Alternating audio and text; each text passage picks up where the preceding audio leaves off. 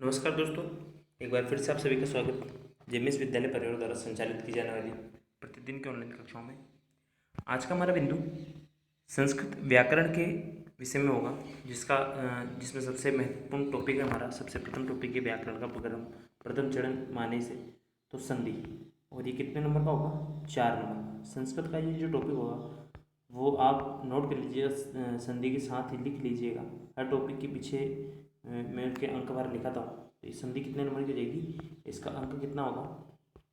4 number का इसका अंक होगा, अर्थात 4 नंबर की संधि पूछी जाएगी, जिसमें आपसे संधि विच्छेद और एवं संधि दोनों के उदाहरण पूछे जाएंगे। जिसमें आपको पूरा वाक्य लिखा रहेगा, उसका संधि विच्छेद टुकड़े करने, और जो टुकड़े करे हुए वाक्य, संधि विच्छेद करा हुआ वाक्य, उसको आपको क्या बनाना है?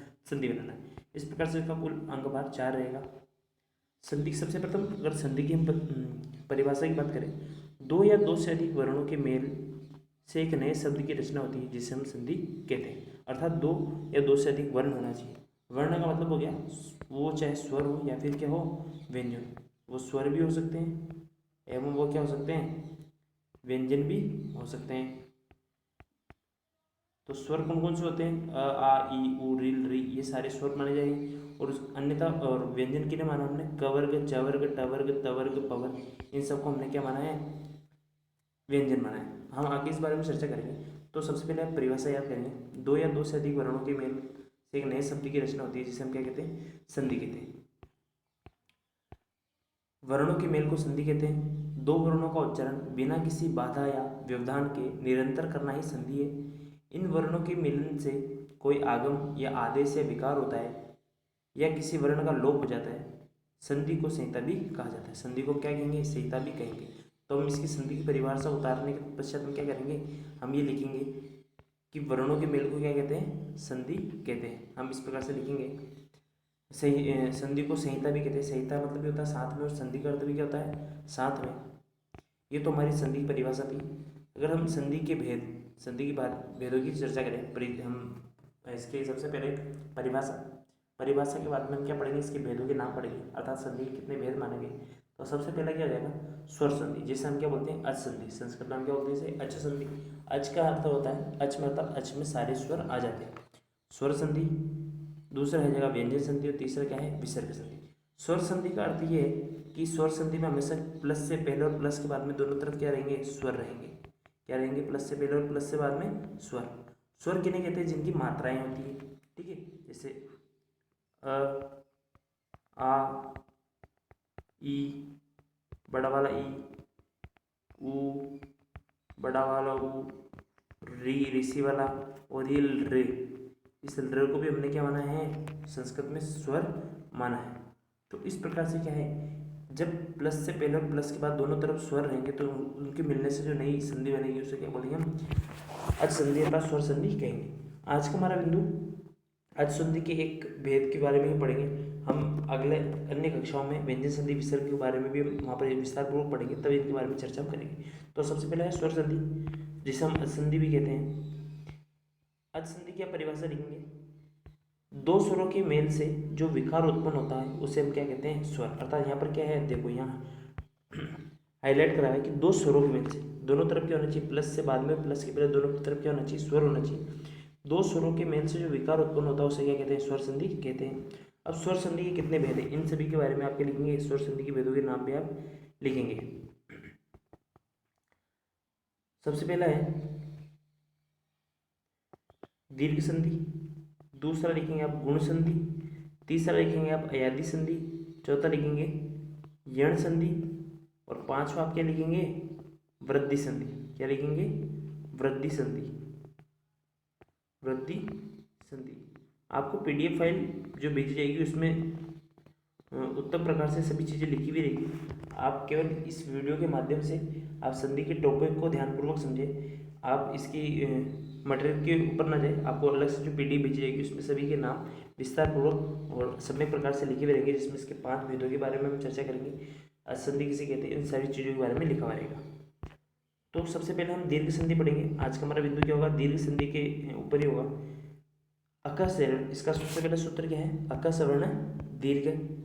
अक अर्थात अक में कौन कौन से आते हैं? अ, ई, उ, री ऋषि वाला और री, ये पांचों अक्षर प्रत्याहार के बाद यदि कोई सवर्ण अक्षर का अर्थ क्या होगा, एक समान। सवर्ण मतलब इसी के परिवार। कौन सा परिवार है, जैसे अ, ई, उ, उल री के बाद में क्या होना चाहिए, सवर्ण, मतलब उसके जैसा वर्ण है। अगर अ हो तो उधर भी क्या होना चाहिए, अ होना चाहिए। ई है तो उधर भी क्या होना चाहिए, ई होना चाहिए। अर्थात एक जैसे वर्ण वाला, एक जैसे परिवार वाला। अ हो, अ के बाद में क्या हो, अ हो, तो पूर्व और पर दोनों के स्थान पर दीर्घ आदेश हो जाता है। जैसे प्लस से पहले अ है और प्लस के बाद में भी अ है, तो इन दो, ये एक वर्ण के, एक जैसी जाति के हैं, अर्थात एक समान है, एक ही परिवार के, तो इसको कौन सा हो जाएगा, दीर्घ। दीर्घ मतलब बड़ा हो जाएगा। भाई ये छोटा भाई है, ये भी छोटा है, दोनों मिलके भी क्या होंगे, बड़ा भाई ही होगा, या कि हम बड़ा अक्षर ही होगा।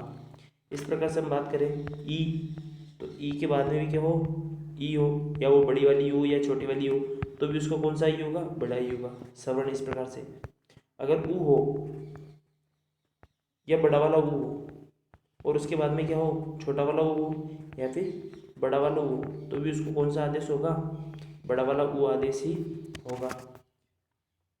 इस प्रकार से हम क्या बोलेंगे, दीर्घ संधि अर्थात क्या होगा, दीर्घ मतलब बड़ा। जब छोटी मात्राएं भी मिलकर क्या कौन सा आदेश होगा, बड़ी मात्रा ही बनेगी। आगे इसके उदाहरणों के बारे में चर्चा करते हैं। दीर्घ संधि, अब देखिए इसके कुछ उदाहरण आपके सामने दिए हैं, जैसे जो भी मैंने लिखा था, इसे आप दीर्घ संधि की परिभाषा लिखने के पश्चात इसे आप पूरा नोटबुक में उतार लेंगे। अ हो या हो, ये ओब्लिक है ना, अ हो या आ हो, उसके बाद में क्या हो, बड़ा अ या छोटा हो, तो शेष क्या बचता है, बड़ा ही शेष बच जाता है। छोटा ही हो बड़ा ही हो, उसके बाद में छोटा ही या बड़ा ही हो, तो क्या बड़ा ही बच जाता है, बड़ा ऊ शेष रहता है, बड़ा री शेष रह जाता है। अर्थात बड़े को होते हैं दीर्घ बोलते हैं, इसलिए संधि का नाम क्या है, दीर्घ संधि। छोटी छोटी मात्राएं मिलकर भी क्या बनेगी, बड़ी संधि ही बनेगी। अगला देखिए, सबसे पहला उदाहरण है और आगा। जैसे यहाँ पर एक उदाहरण आपके सामने दिया है, कदा प्लस अत्र। अब हम इसकी क्या करते हैं, संधि विच्छेद करते हैं। ये पीडीएफ फाइल केवल जो आपको ये वीडियो है केवल संधि के विषय में संधि विच्छेद करके, संधि को टुकड़े करके समझाने की बाबत ही है, जिसमें आप केवल समझ सकेंगे किस प्रकार से हम स्वरों को तोड़ रहे हैं, किस प्रकार से सदरों को हम मिला रहे हैं। अब देखते हैं कदा प्लस अत्र। अब देखिए क, द क्या है, द को हलंत कर देते हैं। द में से कौन सा स्वर निकाल देंगे हम, द में से कौन सा स्वर निकालेंगे, आ। द में से कौन सा स्वर निकालेंगे, बड़ा आ स्वर निकालेंगे। क, द हलंत कर दिया, और इसमें से कौन सा स्वर निकालेंगे, बड़ा आ निकालेंगे। उसके बाद में अत्र, तो बड़ा और छोटा अ दोनों को मिला के भी कौन सा अ बन जाएगा, बड़ा आ ही बन जाएगा। और जब इसको मिलाएंगे क, ये आ की मात्रा रहेगी, द में लग जाएगी, और ये क्या बन जाएगा, कदात्र। क्या बन जाएगा, कदात्र बन जाएगा। इस प्रकार से कदात्र, दैत्य प्लस हरि, य में क्या है, अ है, य में क्या है, अ है, और प्लस के बाद में क्या अ है, तो इस दोनों की जगह मिलके क्या बन जाएगा, आ। इन दोनों को मिलके क्या बन जाएगा, आ बन जाएगा। तो ये क्या हो जाएगा, दैत्यारी। ये दैत्य, ये हलंत हो जाएगा। उसके बाद में क्या हो जाएगा, ये अ निकल जाएगा उसमें से, फिर अरि। अब ये अ और मिलके आ बना दिया, और आ कहाँ मिल जाएगा, इस य में मिल जाएगा। इसलिए दैत्य य, और य में ये बड़ा आ मिल गया, तो ये दैत्या, ये दैत्यारी। इस प्रकार से दैत्यारी, विद्या प्लस अर्थी विद्यार्थी। आप केवल संधि विच्छेद और उससे बनने वाले शब्दों को ही पढ़ेंगे और याद करेंगे। कदा प्लस अत्र कदत्र, दैत्य प्लस हरि दैत्यारी, विद्या प्लस अर्थी विद्यार्थी। अब देखेंगे हम छोटा ई और बड़ा ई के उदाहरण, जिसमें हमें क्या देखेंगे, प्लस से पहले जिस प्रकार से आपको उदाहरण दिया हुआ है, रवि प्लस इंद्र। देखिए व में कौन सा ई है, छोटा ई। व में कौन सा ई है, छोटा ई है। ये व हमने हलंत कर दिया, और इसके बाद में क्या है, ये छोटा ई है, और इसके बाद में क्या है, इंद्र। इसको इस प्रकार से लिख देते हैं। अब ये छोटा ई और बड़ा ई मिलके, छोटा ई और छोटा ई मिलके बन जाएगा, बड़ा ई बन जाएगा। इसलिए यहाँ पर क्या हो गया, र। अब व में भी मिलाएंगे तो रवि, और ये आधा न, और रविंद्र। इस प्रकार से रविंद्र, रविंद्र, मुनि प्लस इंद्र मुनिंद्र, गिरी प्लस इस गिरीश, नारी प्लस इंदु नारिंदु। इन सभी उदाहरणों को आप टुकड़े करके इस प्रकार से आराम से समझेंगे। किसी भी उदाहरण को नहीं समझ में आ रहा है या कोई दिक्कत हो रही है, तो आप क्या है, मैसेज करके मुझसे पूछ सकते हैं।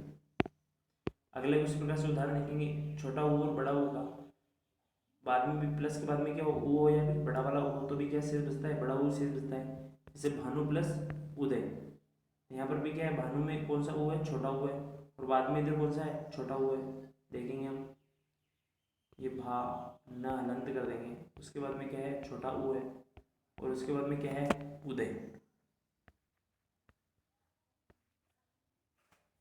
अब हम देखेंगे ये छोटा ऊ और ये छोटा ऊ मिलके कौन सा ऊ बन जाएगा, बड़ा ऊ शेष बच जाएगा। और बड़े ऊ की मात्रा कैसे लगती है, इस प्रकार से।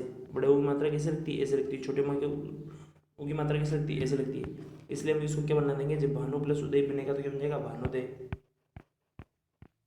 पितृ प्लस ऋणम किस प्रकार से बन जाएगा, पितृणम। यहाँ पर ये जो पितृणम लिखा हुआ वो थोड़ा सा गलत है। जब ये छोटा रही है पितृ प्लस ऋणम, तो यहाँ पर क्या बन जाएगा, पितृणम। यहाँ पर सही शुद्ध रूप कौन सा होगा, पितृणम। इस प्रकार से लिखेंगे आप नोटबुक में, पितृणम।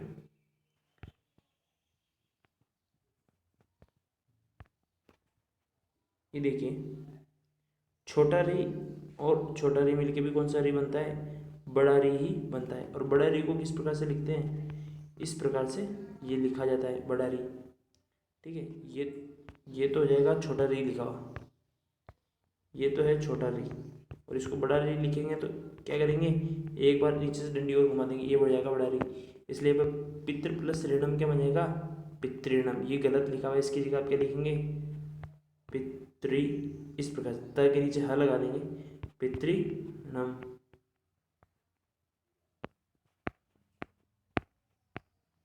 अब देखिए इस पेज में आप समझेंगे दीर्घ संधि को। अ ऊपर कोने में जो लिखा हुआ है अक, अर्थात अ ई उ ऋ री के बाद सवर्ण अच स्वर आए तो पूर्व पर, पूर्व मतलब पहले या पर मतलब बाद में, इन दोनों के स्थान पे क्या हो जाता हो, एक आदेश हो जाता है। मतलब एक, इन दोनों की जगह एक ही स्वर रह जाता है। आप देखेंगे इस पेज पे कि छोटा अ और बड़ा अ मिलके भी कौन सा हो रहा है, आ मात्रा लिखी हुई है। छोटा ई बड़ा ई मिलके बन रहा है बड़ा ई, छोटा ऊ बड़ा ऊ मिलके बन रहा है बड़ा ऊ। किसी प्रकार देखो यहाँ पर इस प्रकार, यहाँ शुद्ध रूप से लिखा हुआ दिख रहा है आपको, यहाँ आप समझ होंगे। पहले वाले पेज में सही प्रकार से लिखा हुआ नहीं दिख रहा होगा, यहाँ पर आपको लिखे होगा छोटा ई री, और यहाँ पर कौन सा लिखा हुआ है, बड़ा री लिखा हुआ है। और बड़े री की मात्रा कैसे लिखेंगे, ह के समान, ह के समान लिखेंगे। दैत्य प्लस अरि। अब देखिए यह को अनंत कर दिया, यह में से क्या निकाल दिया, अ निकाल दिया, और यहाँ पर अरि, अ और अ मिलकर क्या बना देंगे, आ बना देंगे। दैत्य प्लस अरि, और यह में आ मिला देंगे, दैत्यारि। गिरी प्लस इस गिरीश, विष्णु प्लस उदय विष्णुदय, होत्री प्लस ऋकार होत्रिकार। ठीक है, इस उदाहरण को आप छोड़ देंगे, इसके अलावा अन्यथा सारे उदाहरण करेंगे। इसे दोबारा से अगली बार जब हम अगली संधि को पढ़ेंगे जब सब बता दिया जाएगा। अन्य उदाहरण में विद्या प्लस अति विद्यार्थी, दधि प्लस इंद्र दधिंद्र, अंत प्लस आदि अंत्यादि, मधु प्लस उदकम मधुदकम, पितृ प्लस ऋणम पितृणम, विद्या प्लस आधा विद्यानम। इन सभी उदाहरणों को आप नोटबुक में लिखेंगे और अभ्यास करेंगे इनका।